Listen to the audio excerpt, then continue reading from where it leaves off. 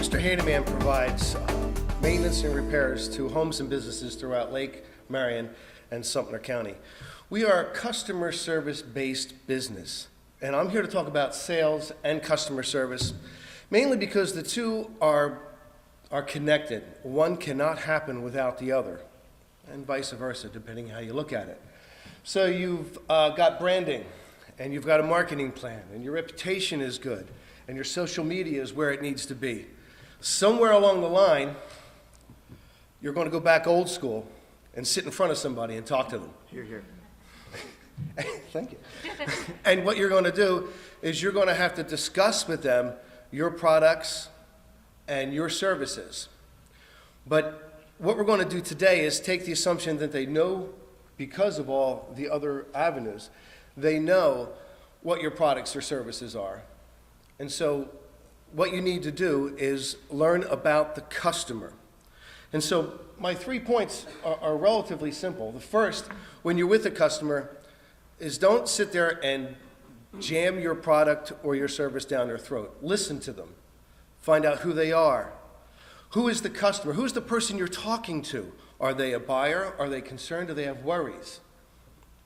Secondly, pay attention to what they're saying. This is very, very important because you need to know what a customer needs, but at the same time, you need to know what a customer wants. And those two things aren't necessarily the same thing. In some cases, a customer will tell you that he wants something and wants something and wants something. He's talking about something. I see it all the time. In my business, a customer will call me up and tells me he needs a whole new shower, when in fact, he needs a little bit of grout.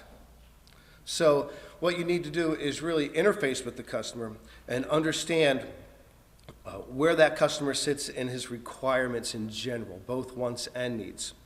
Another thing you have to understand about the customer is, remember, in this particular case, you're dealing with people, and people have concerns, worries that are not necessarily related to your product. They're just worried and concerned about things. So understand what their worries and concerns are and how you can alleviate them with either your product or service. But basically, just interface. Learn your customers. Most importantly, for number 2 in paying attention, is try to figure out how to be effective for your customer. It's really important. A lot of times, you have a customer, oh boy, I got a customer, isn't this great? And you blindly follow their lead and find out what they want.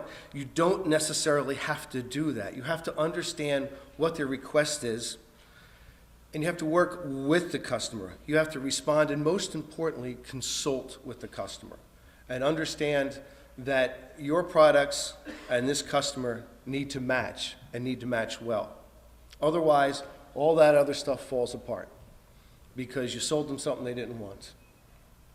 And finally, it says, ask for the business. Now, that doesn't mean, well, can I have your business? No, what it means is, let the customer know that you're there for a purpose. Let the customer know that you're not wasting his time. It can be something as simple like, how many do you need?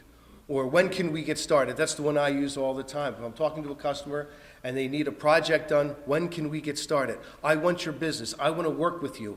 I want to help you out. Of course, the other thing that you have to understand is that's why you and the customer are together. You and the customer are there, and you don't want to waste the customer's time. Let them know you're serious, and let them know you want your business. And of course, we always get it. So thank you very much.